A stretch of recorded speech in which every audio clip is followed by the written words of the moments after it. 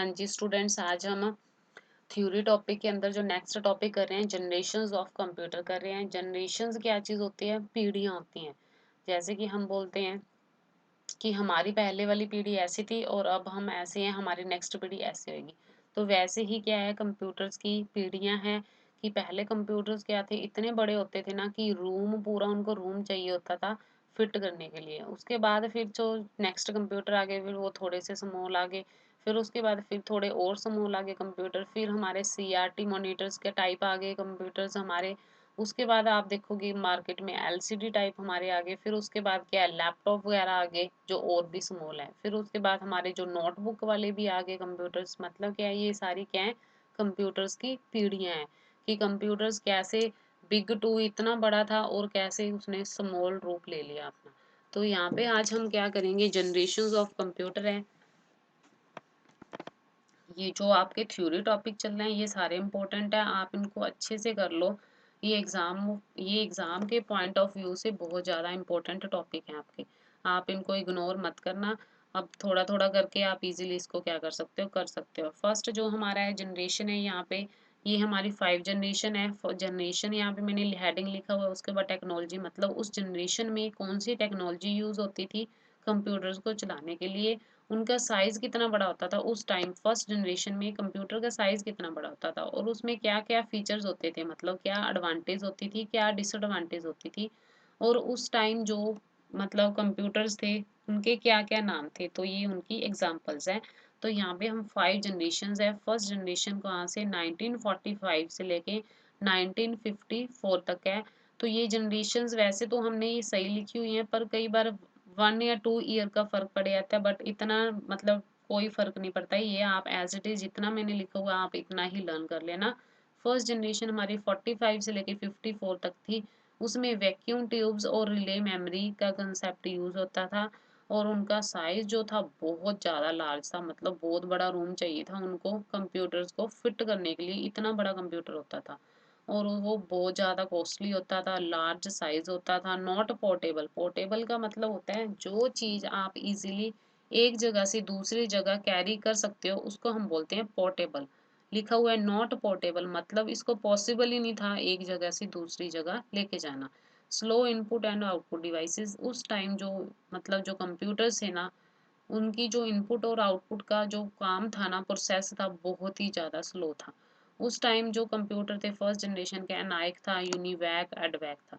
Second generation जो हमारी थी 1955 से लेके 1964 तक की थी।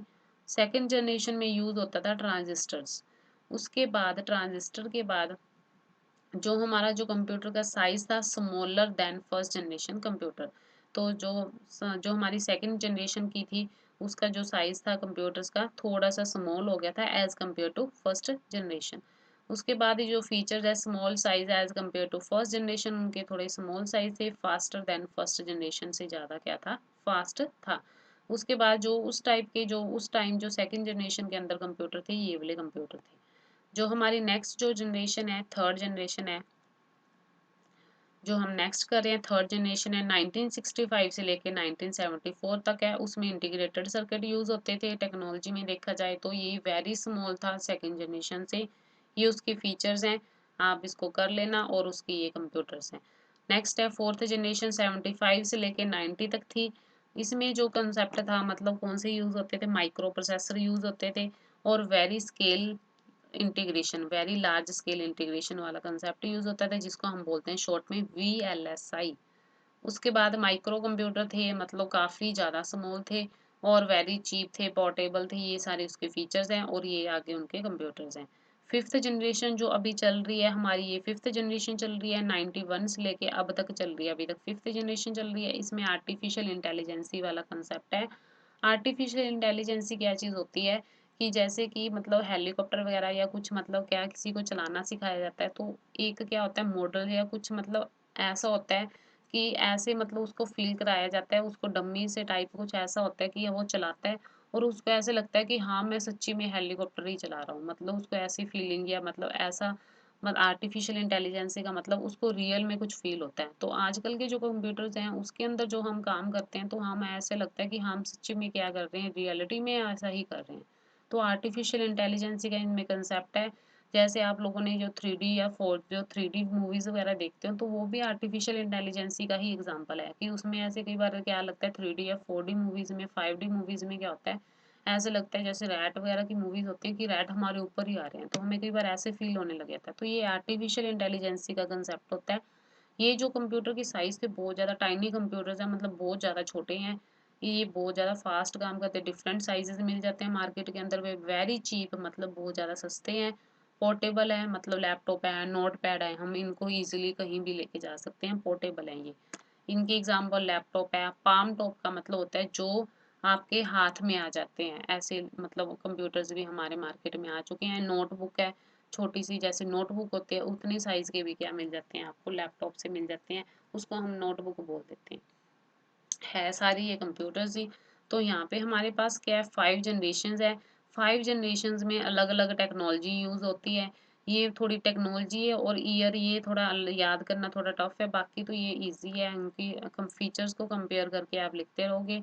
फर्स्ट में वैक्यूम ट्यूब यूज़ होती थी, सेकंड में ट्रांजिस्टर यूज़ होती थी, सेकंड में ऐसे याद कर लो कि सेकंड में क्या है, ट्रांजिस्टर्स है, मतलब क्या है, सेकंड में ऐसे याद कर लो कि मेरी 2 सिस्टर्स हैं, ट्रांजिस्टर्स ऐसे याद कर लो कि सेकंड में कौन सी ट्रांजिस्टर टेक्नोलॉजी थी, फर्स्ट में कौन सी है, वैक्यूम ट्यूब है, थर्ड में कौन सी थी, आईसी वाली थी, आईसीएस मतलब इंटीग्रेटेड सर्किट, फोर्थ के अंदर कौन सी थी, वेरी लार्ज वाली और माइक्रो प्रोसेसर वाली थी, फिफ्थ में कौन सी थी, ULSI ultra large scale integration वाली टेक्नोलॉजी।